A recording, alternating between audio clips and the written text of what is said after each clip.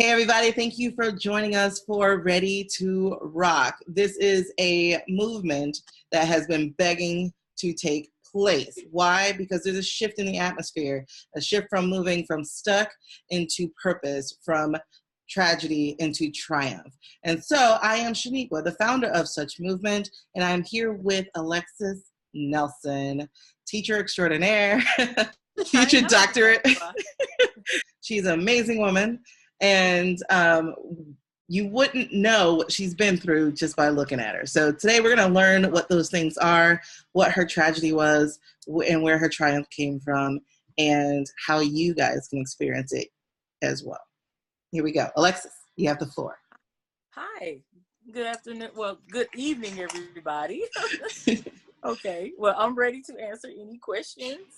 All right. So what tragedy are we going to speak on today? Like, what did you encounter that a lot of people take a long time getting up from, you know? And I know we're both teachers, but I use participles and prepositions at the end. But I know that people have trouble with tragedy. So what's one of those things that you've encountered that you've overcome? I would say with me being a victor, I don't say victim anymore, victor of sexual assault. I would say getting over that, going through that was one of the hardest roads in my life that I really had to endure. And this tragedy actually is not a testimony. It actually is a prophecy that is fulfilled, because I had a lady tell me about 10 years ago, I was going to go through a lot of things. And by the time God got through with me, I would have a testimony. And now I see it's coming full circle and it's coming to pass.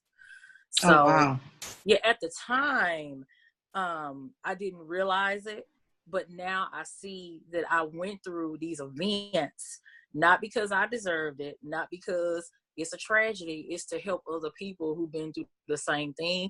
And I also said that with me being a sexual assault victim, it taught me compassion for people who were going through that situation, because really sometimes a lot of us don't have that compassion until it's us, and then we want people to have compassion for us. But it taught me, humility. It taught me love. It taught me not to judge people, and it really taught me sensitivity, because like I said, it was a very hard road for me to walk down on, and I had to walk it by myself. And the purpose was, I didn't want another woman or man, because it's men too that's assaulted, to walk down this road by themselves, that they're not alone in this journey. Okay, you said it was your hardest road. What did you endure on that road? And if you don't mind sharing just some of the details around it. I would say in the summer of 2014, I was in a singles group on Facebook, and I met a gentleman who seemed to be very nice. We hung out a couple of times. I invited him to my home, and one thing led to another, and without consent, he assaulted me. So, sexually. And, I was too afraid to call the police because I had other things I was dealing with. I had a suicide attempt a few months before that, and I didn't want the police to think I was crazy, So I went and told the group moderator, and she told other people, and I was the subject of ridicule. I was the subject of cruel teasing. I was the subject of bashing. They made fun of the situation. They said I was lying.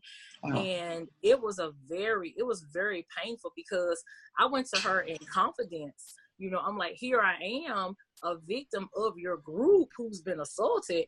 And it seems like you're taking up for the person who did it to me. You didn't give me any, justice at all. I was like the laughing stock of the group. I'm the victim. I'm not supposed to be the villain. And that's what I felt like. So I did, out of shame, I got out of the group. And it was another young lady that I guess had a crush on him or was messing with him. She actually believed him and was accusing me of lying, bashing. But like Elanya Van Zant says, if you know your truth, you have a right to speak it. And right. I knew my truth. I knew my truth, and I knew what happened, And I met with people, well, why did you tell? Why did you say something? You're supposed to say something when you're violated. this was a violation against your body, against your will. You have the right to speak up, and you have the right to tell your story, and you shouldn't keep it bottled in, because in the end, you're going to hurt yourself. So with that, I really felt alone. I really felt I didn't have anybody to confide in, because when I did, it was used against me when it should have been for me. So I could say, if it really wasn't for my guide, my counselor, I don't know where I would be, because she helped me get through the steps.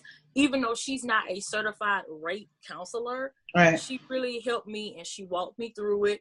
And we talked about the situation, and she gave me ways to cope, because I did decide not to press charges against him, because it would have been his word against mine, even though penetration without, latex condoms did occur. I really did not want to go through that judicial process, because I was already shamed. I was already embarrassed. And I'm not saying that a woman should not go through that, but at the time, I didn't want to do that, because I felt that I would be putting extra stress on myself. And my counselor said, well, you actually got some justice by putting his name out there as a rapist, by telling your story. So that was really painful and really hard when you go through a violation like that, and when you feel like you're alone and people are, well, why did you tell? Why did you say something? Like, you're not supposed to tell when you're being done wrong. This is your body. You have the right to say when you're being violated, Right. So I think that was really hard for me. That was really hard. And especially as a woman, other women making fun of you, you would think that women would stand in solidarity when it would come to things like that. But they did not. They didn't. And yeah, I had to walk through that painful process. But it took a lot of crying, a lot of anger, and a lot of prayer. But I had to learn. Yeah. Yeah. Now, so you went and sought help. So you got a counselor. Yeah. Yes, I did have a counselor. Yes. Was this a friend? Because you said she wasn't certified in rape counseling. So how did you find this counselor? Well, I had a suicide attempt before that, and I'm not afraid to say that. I was diagnosed with clinical depression, and she was referred to me, and I was going to her when it occurred. I was already dealing with, trying to get my self-esteem back, because I just got over an abusive relationship. So I was getting over that, and then this occurred. So I stayed with her, and she helped me through the process, and she still is helping me. She still is my counselor, because I've been through the loss of my grandmother, and then the loss of my father, in less than 6 months. So She's been really a blessing. Yeah, I just lost my father in October and my grandmother in May. So she's been there every step of the way. How important do you think it is that people seek help, that they go outside of themselves to get help? I really think it's very important, because self-care is important. That was the focus of my dissertation. To me, that strong Black woman myth, it should not be believed. Yes, we are strong Black women, but even the strong get weak. Even the strong feel like they're going to break. And I feel it is important to get help. Yes, for yourself. Don't think about the other person who violated you. You get help for you, so you can try to, I wouldn't say get over it, but you can better yourself in the process, and you won't do any damage physically or even internally. Because a lot of times when we don't get help, we keep that inside as bitterness, and we penalize people who can be a blessing to us because of the experience. And that's not fair to them. So yes, self-help is so important. It can, and and they say Black people don't go to counseling. They need Jesus. I am spiritual, and I do believe in a higher power, but I believe that he also puts those people in place. So, and I decided to give back, and that's why I have my Christian counseling degree in May. That is fantastic. Congratulations. Like, that's only 3 months away now. Now that it's oh, wow. So you actually touched on a couple of points just now that were pretty big roadblocks, I think, to us having this full, healthy life. The strong Black woman myth and Black count. Actually, you touched on like 4. The strong Black women myth, Black people don't get counseling. So Black mental health, and then the way we protect the perpetrators, especially with women, and why victims do not speak up and then have to do the hard work of becoming victors by themselves. Right. So that is like super huge. Where was your thinking after this happened? Because you said that you had a suicide attempt just months before, after this terrible relationship. Oh, that's a fifth one. The abusive relationship. Yes. Where was your thinking when this happened, when you were violated by somebody you trusted? I went through a bad depression. I did not go out the house. I felt like, I would say, damaged goods per se. I felt that, who would want to touch me after I've been through something like that? When your self-esteem is already low and you're trying to build it back up, and then when you have something to knock it down again, it even knocks it further when you don't have that reinforcement that you are somebody, you do matter, you do have a purpose. And at first, I felt that I didn't. Like I said, the group moderator, when I was made fun of, it was very hard. It was embarrassing. I said, why me? I mean, I didn't do anything. I wasn't drunk. I wasn't dressed inappropriately. I just invited a gentleman over to my house for company, and then I ended up getting violated. So it was a process. It's a day-by-day process, and I want for people to know it's not going to be an overnight thing. Even with the self-help, it does take time, because something happened to you that it's just, you can recover from it, but it does take time. It will take time. I think that's really important. It's really important to let people know that you can't expect to be fine overnight. Right. Right. Yeah, and one day at a time. Even with me, getting over the deaths of, like I said, I lost my dad in October to cancer, grandmother 5 months earlier. I had to plan both funerals while planning to dissertate, writing this dissertation and doing other stuff. It's still a one day at a time process. Because I even had a student come to me yesterday with Ms. Nelson. How did you, I know you dealt with death. How did you get over it? And I told him, honey, I'm just going to be honest. It's one day at a time. I know I'm not Superwoman. I know I'm not perfect, but I know I'm going to work toward becoming a victor of this situation instead of a victim. So. Okay. And that's really interesting that as a teacher, we're going to draw those kids to us that absolutely need us. And the question they asked is something that we need to understand, is that there is no getting over, right? It's learning how to take those steps each day. Each day, yes. And not getting stuck, not key. becoming stuck.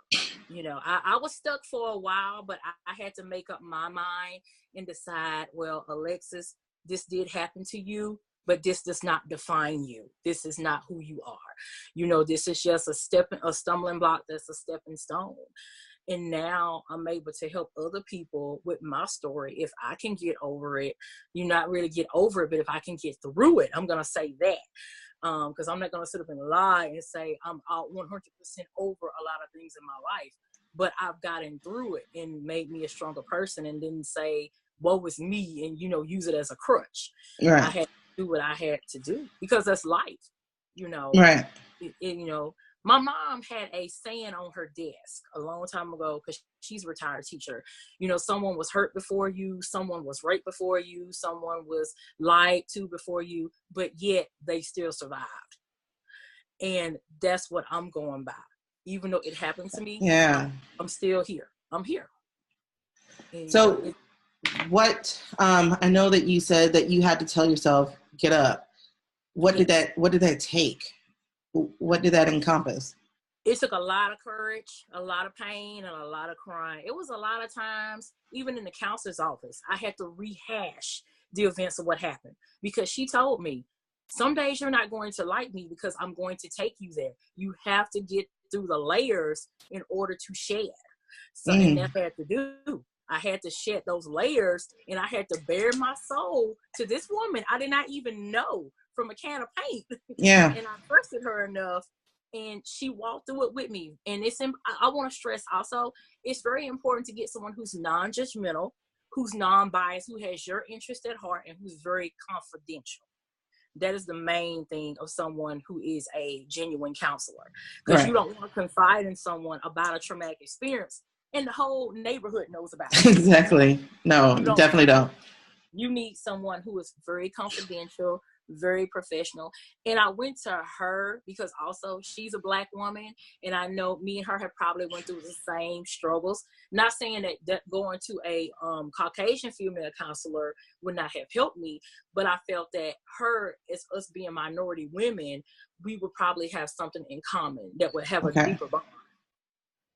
All right. So,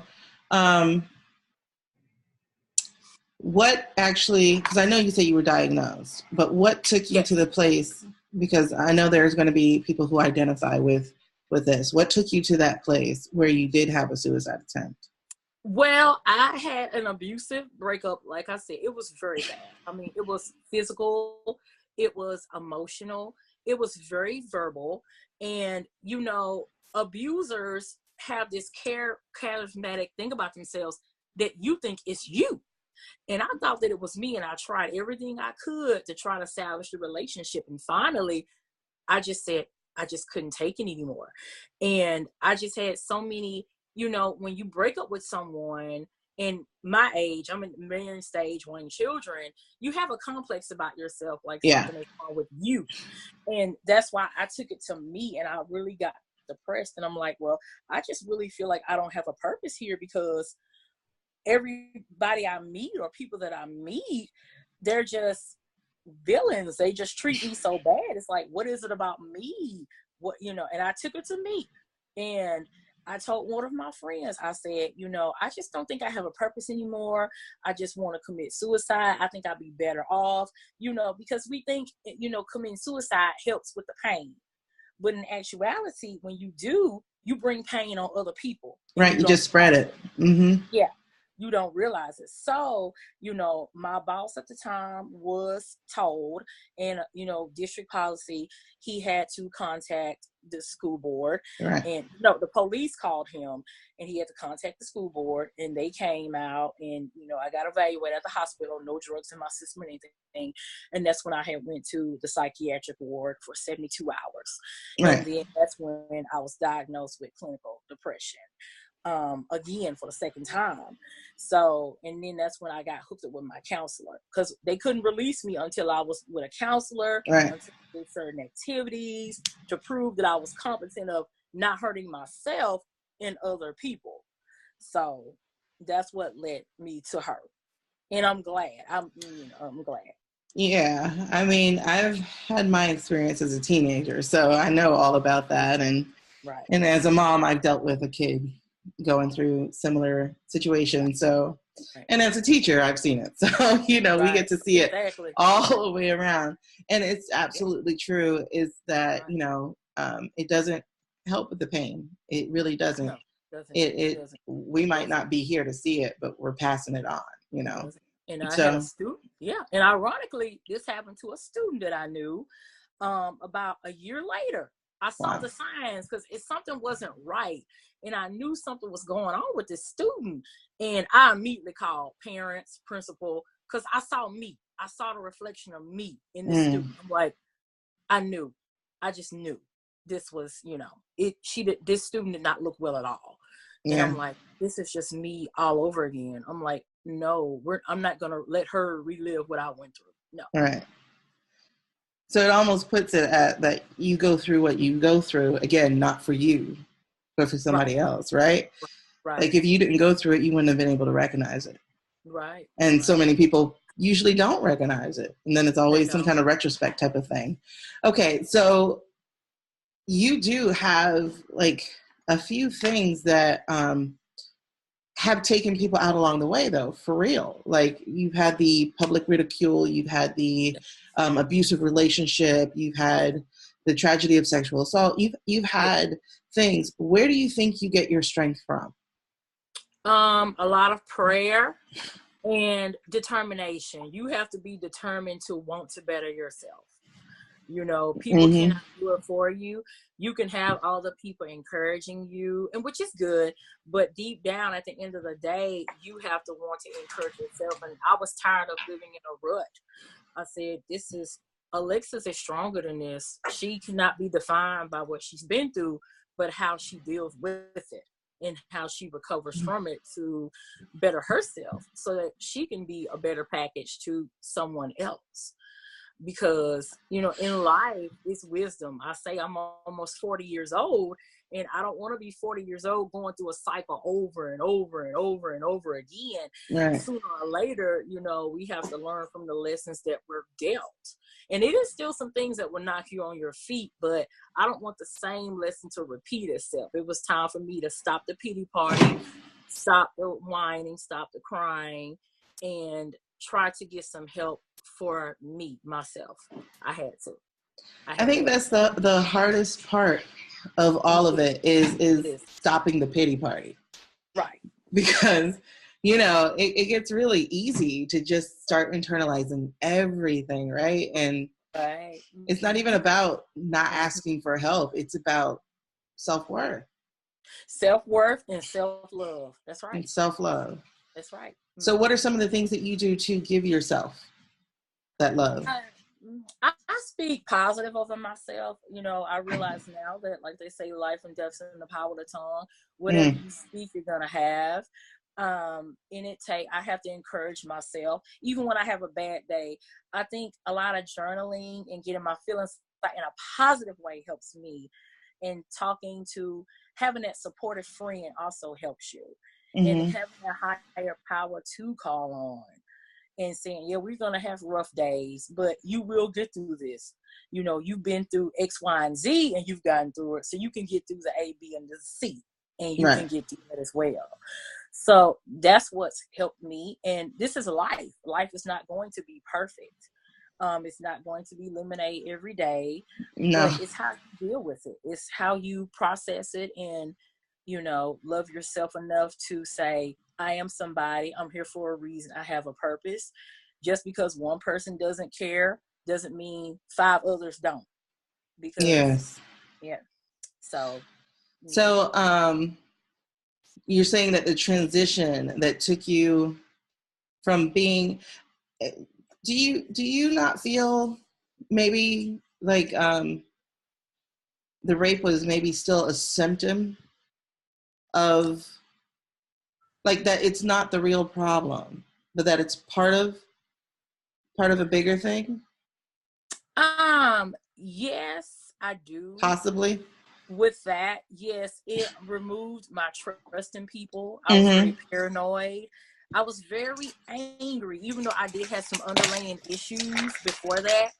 After that, I just was like, you know, I was just angry at everybody, even when it wasn't their fault. I felt that people didn't understand and that, you know, I was violated. People should feel sympathy and people should feel sorry for me, which a lot of people did not. Because in this world, people don't have compassion. A lot of people, they don't.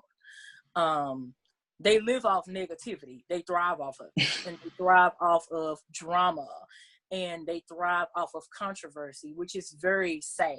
Yeah. And I had to realize I'm not of the world. I'm different. I'm in the world, but not of the world. I want to be different. And when you dare to be different, of course, you're going to be the object of ridicule. You're going to be the object of jokes. When you speak up, you're going to be the object of just all type of talk, you know, because the other day I went through this on Facebook because I'm working on my Christian counseling degree. And I mean, people just researched my school and said my school was a scam and that I'm not going to be a counselor. I'm lying. And I mean, it was so bad. I was in tears, you know. Wow. But I had to really search deep down inside. I said, well, I'm not going to school for them. I didn't write a 195-page dissertation about sexual assault for them. I wrote it for the victims who I could help, who would get my message and turn it into something grand. Someone could read my work and they could turn around and say, well, I can make a difference too. And they could write a bestseller based on what I do. Right. You just never know. It scaffolds itself. One hand washes the other. My counselor helped me. I can help someone else, the person that I help will help someone else. So all of it did come into play. It did. It was a tragedy. It was, and it's still there. It is. I'm not going to lie to you, because I'm speaking about it now. I am a victor of sexual assault. I'm not going to say victim because I won't claim that word. At first I wasn't victim, but now I'm speaking out about it. I did research on it. I'm talking to other women. I'm going to be speaking at another conference on the 12th, a woman to woman conference. Wow. I don't really have the title yet, but I'm thinking on the lines of forgiveness and not worried about what man has to say about you. If you're confident in yourself and your purpose in the world, then you stand on that purpose and you speak your truth. So that is absolutely truth. Especially, the saying is that holding on to this resentment is poison for yourself. Like it does nothing. It does nothing. It does nothing to the person who did anything. And you and I share, unfortunately, that story of being sexual assault, victors now. But it took me going back to church and hearing my pastor say, you need to write them a letter and thank them for who you are now. He didn't know what I went through because he said it to the whole church. But that was the beginning. That was actually the catalyst of me working towards moving through that paranoia, that anger, that all of it, that shutdown that occurred. So forgiveness is a big part. You're not actually forgiving them for doing it to you. You're forgiving yourself, right? Right. Because self-hate, I believe, is more toxic than outside hate. For real. When you have that internal hate, and when it starts seeping out of you and into people that care about you and love you, that is the most tragic. I've seen so many people right now, they're so bitter because of things that happened 10 and 20 years ago, which, yes, we do have a right to be angry, but we need to use that anger constructively. That's why I chose to go back to school. I turned my anger and my rage into, I want to go to school to be a Christian counselor. Because, in an LPC, you can't discuss God unless the client talks about a higher power. So, you're not here. You're having that door open. Yeah, unless they have the door open, you cannot discuss a higher power, and that's a violation. And I don't want to do any ethics violations. But in Christian counseling, of course, that's when you do talk about that higher power that you seek to give you strength and that will help you. So, yeah, and that's what I want to do. The more people that I feel I can help, the better.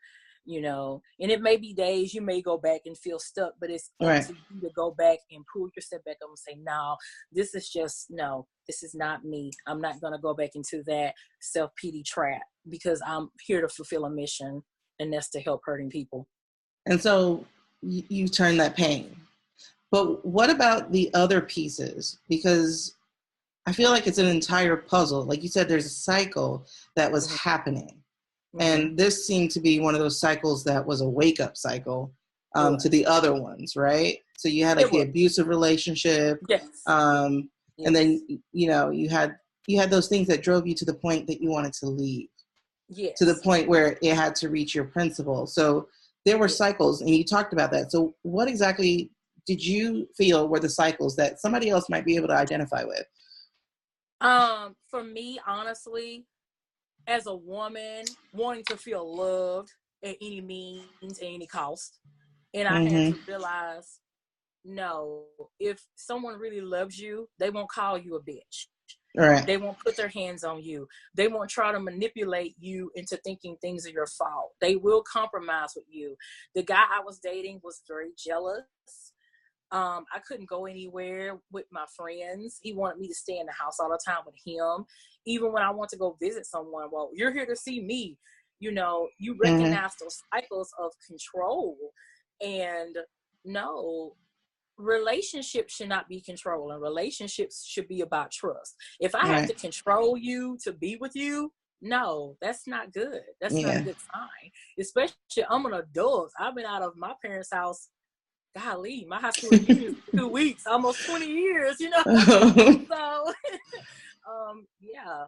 So it's just that, and knowing who you are and knowing that you won't tolerate the abuse. Right. You won't tolerate it. When you get tired of tolerating it, it took me a lot of strength to walk away from this man, you know, and it hurt, you know, because like I said, I took it to me. But then people have to realize when you make the choice to walk away, it's not always you. Right. It's that person that has the issues. You just happen to come up on the wrong person. It's you can't blame yourself for another person's issues. Everybody has shortcomings and issues, but some people have insecurities. I can't blame myself for something that happened in his past. Right. That I know nothing about. You have nothing to do with that. Yeah. And he was putting that on me. And freedom, you know, if you're in a relationship, he would realize that, okay, she's her own woman. She's going to do what she has to do. And I trust her enough to come back and be with me, and we be together as a couple, and not treat her like she's a child, you know. So that was part of it as well. I had to get the strength to not to just settle for any man just to say I have a man, you know, but someone who really appreciates and cares about you, and most importantly, respects you for who you are. Right. Yeah. Yeah. So who were you then, and who are you now? I say then I was a woman who, how can I say it? I was needy. I was lonely. I didn't know my worth. I'm going to say that. I'm not going to sit up and, you know, sugarcoat anything. I didn't know my worth. And then I looked at other people's relationships and said, I want to have a relationship like that. But like my mom used to tell me, you don't know what goes on behind a closed door. That's right. You know, a lot of people thought that about my marriage. They were like, well, I thought you and him were going to be together a long time. Oh, honey, you don't know the beginning of it. You don't know what I went through, you know, behind the closed door.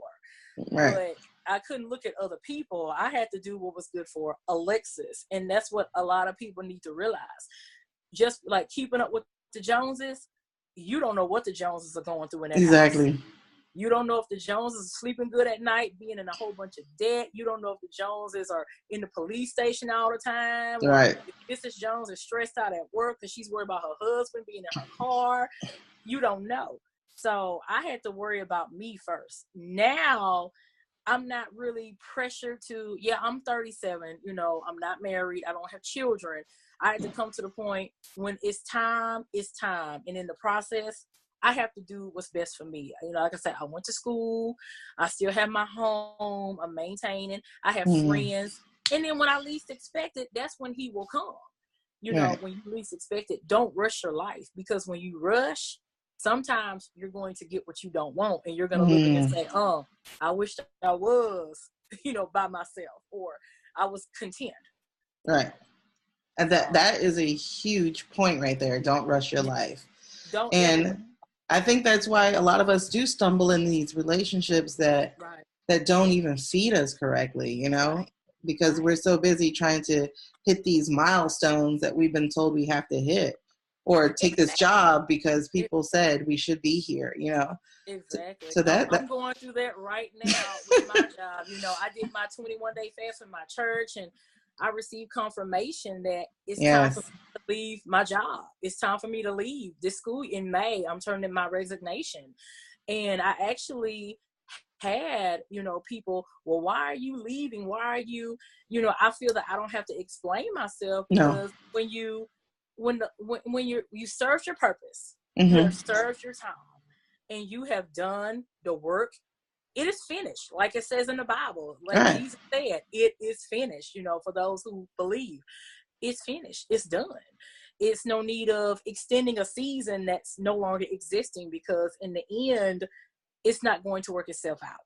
You know? It's not, because God don't believe in comfortable. No.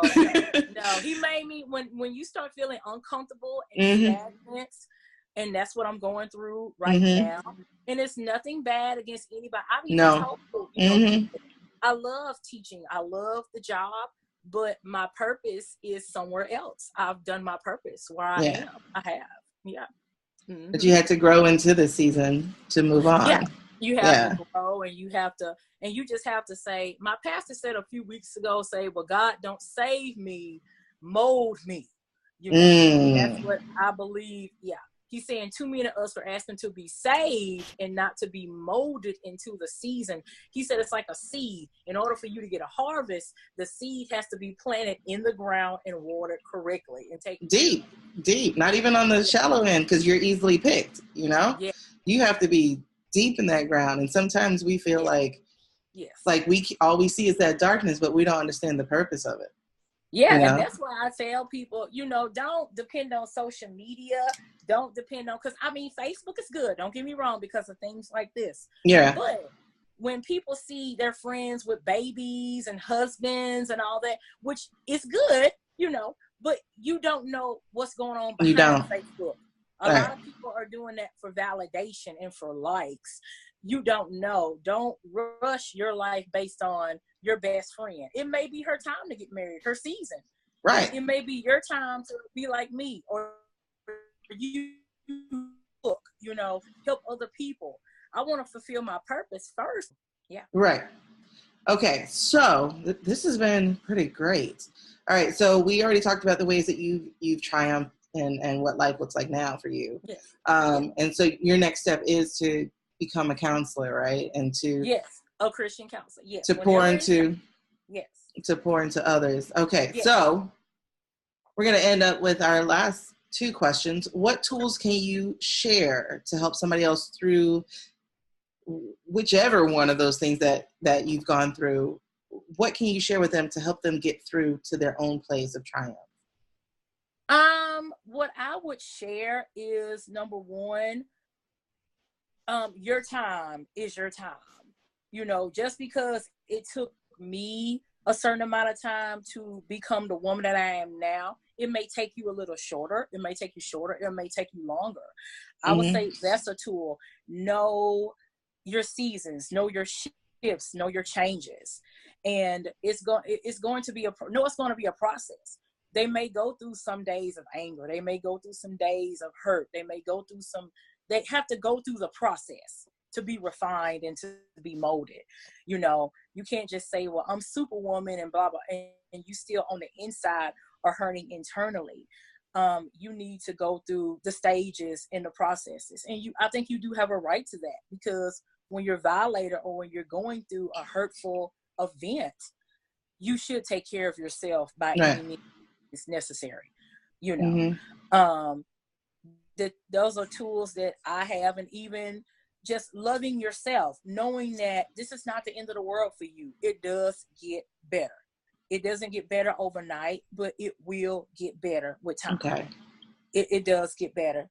And having supportive people around helps you a lot. Supportive family members, a friend. I really do suggest, if they need to go to counseling. Luckily, I had insurance with the school board and it paid for it. Some places like Project Celebration, where I'm at here in Shreveport, they give you some free counseling sessions. The YMCA does for victims of domestic violence and rape. So it is free options that you can use if you don't have any insurance or things like that. Financial situations are dire. Talk to outlets like homeless shelters, the Providence House. It is help. There are places that want to help you, and do not be shamed. That's another tool. Don't be shamed to get help. Do not be shamed. Some people look at that as, oh, I don't want to be embarrassed. I don't want to be talking about, this is life. Right. And it's your life. It's your life, and everybody needs help. That's why we're here. We help one another. Everybody needs help, one point or another. Get help. Don't be shamed. And that's the first step. It's the first step. And knowing that you don't take it to you. Some women take it to them, that they're going through these traumatic events in their life. They, and you have a lot of women that do turn to the prostitution, that do turn to the drugs, that do turn to self-destructive behaviors. I would say you're a victim. You may be a victim now, but you're going to be a victor later. You're going to prosper. You're going to achieve. Right. You don't let this stop you from doing your purpose, because sometimes events can happen to distract us from Right. our true calling. And I think that's a tremendous tool many people need. Operating your purpose, no matter how it looks. It may look one way, but God is working behind the scenes on your behalf to turn this into a testimony. Because I never would have thought when it happened to me 4 years ago. It's been 4 years. It'll be 4 years over the summer, because I was in school working on my master's plus 30 when it happened. And prayerfully, thankfully, by the grace of God, I finished on time. Yeah. Because usually events like that would keep me from, keep anybody from not wanting to go back to school. But I was determined to finish, and I really did not. I said, I'm not a statistic. I'm not one. Yeah. I refuse to settle for that. I am not a statistic. I'm a victor, not a statistic. No. I love that. I actually wrote a piece on that about not being a statistic. Right. Because I don't have time to be just a number, Right. I'm not a number. I'm not a number. I'm a person. I'm a person with a purpose, with a calling, with a destiny. I don't want to, when they say that, in my research, I talked about 1 out of every 15 Black women report the rape. Even though I was the one that reported it, I'm still not a statistic. Right. I used to be that.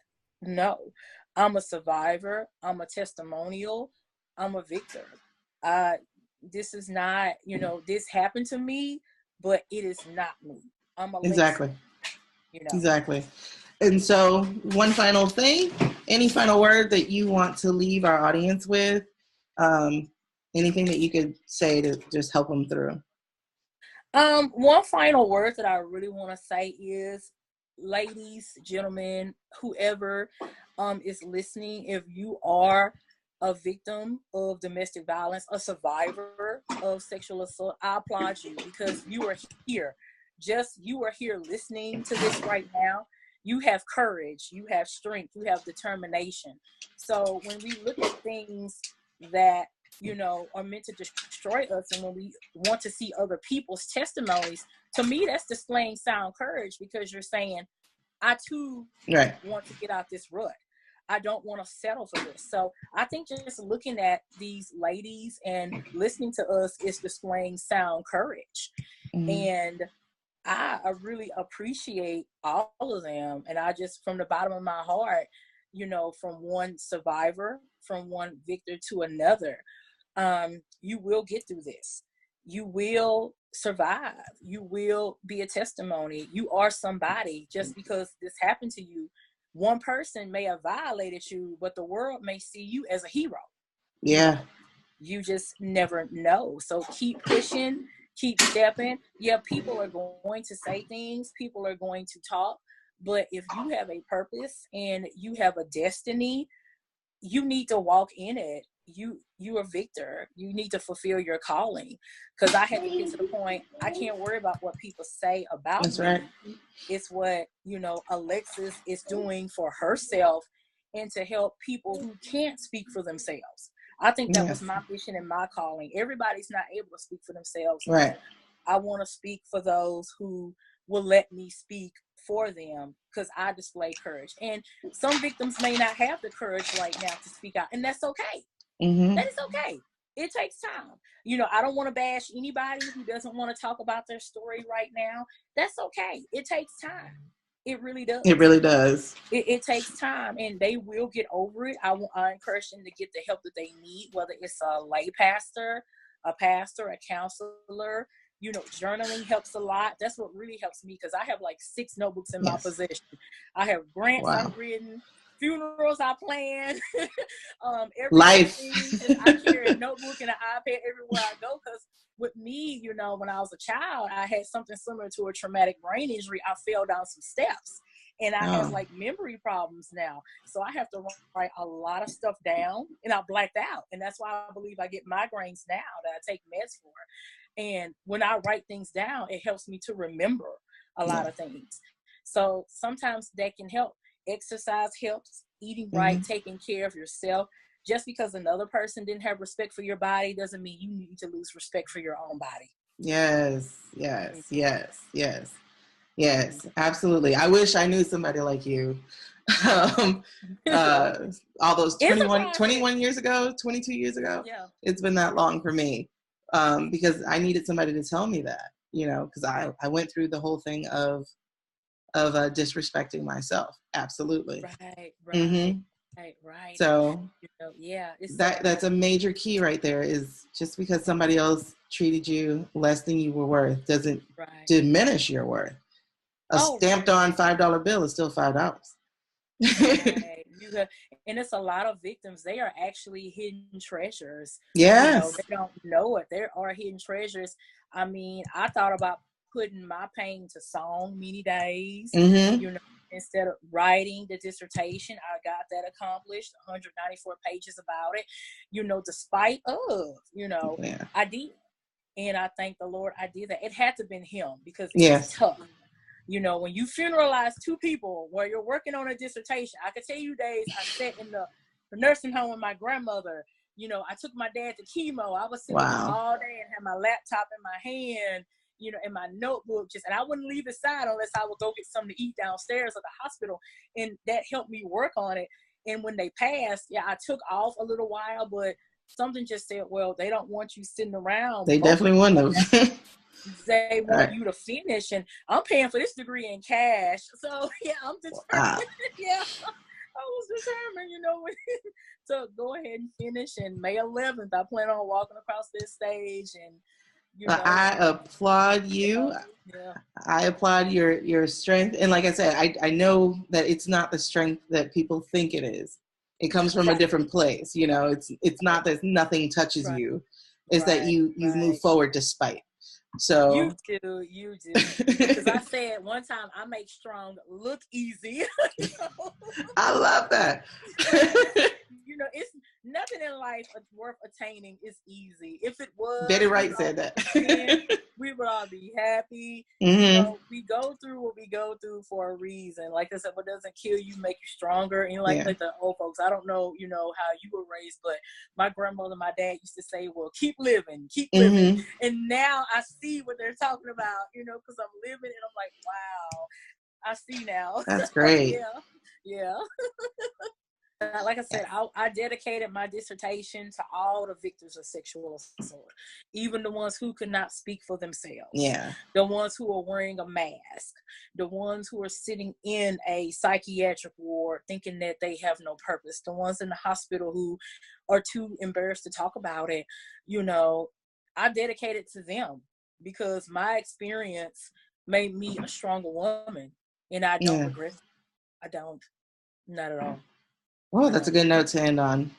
So thank you so much. I appreciate you so much. Thank you. Thank you so much.